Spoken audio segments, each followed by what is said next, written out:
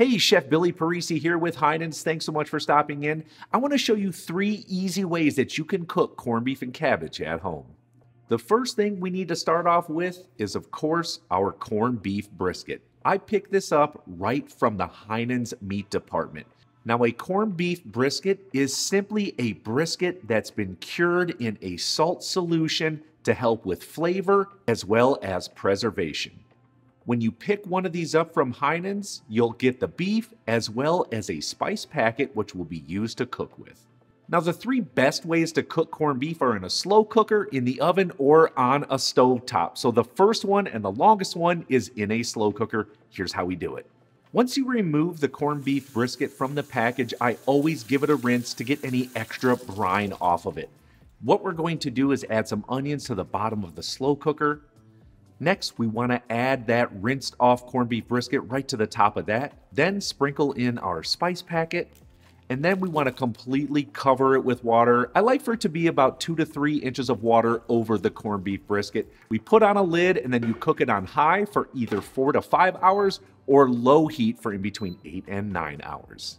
Next up, cooking our corned beef in the oven. I have a large roasting pan. We're first going to pour in 4 to 5 cups of water. You could also substitute with beer or even chicken or beef stock. Next, add in the onions, sprinkle in our spice packet. Then we're going to add a rinsed corned beef right to the center of that. It will hang out of the water by about 1 inch. That's great. It will roast and add even more flavor. What we want to do is completely cover it with foil, going in the oven on 350 degrees, going to take in between 4 and 5 hours. Now, last but not least, cooking it on the stovetop. This one I'm most familiar with because this is what I do most often. We are going to pour in about 1 to 1.5 gallons of cold water in a very large pot. Next, let's add in our onions, then our spice packet. We're going to put in our rinsed corned beef brisket.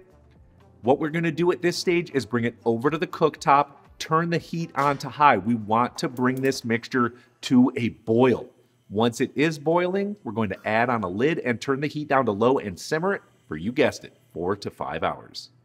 Now, don't go too far because halfway through the cooking process for all of these different cooking procedures, we want to start to prep up our vegetables to add them in there. You know, the traditional carrots and cabbage and potatoes.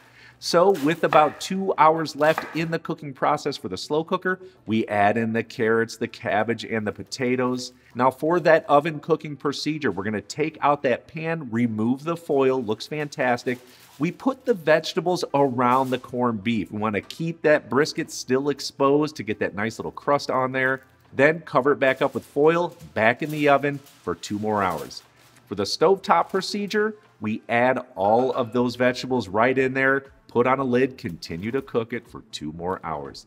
Now, I like to add the vegetables towards the end because I don't want mushy vegetables. I want perfectly cooked seasoned veggies, and this procedure is what gets you there. Now, after that amount of cooking time, what I like to do is just pierce it with a fork, and if it's tender enough and easily goes in there, I know my corned beef is done.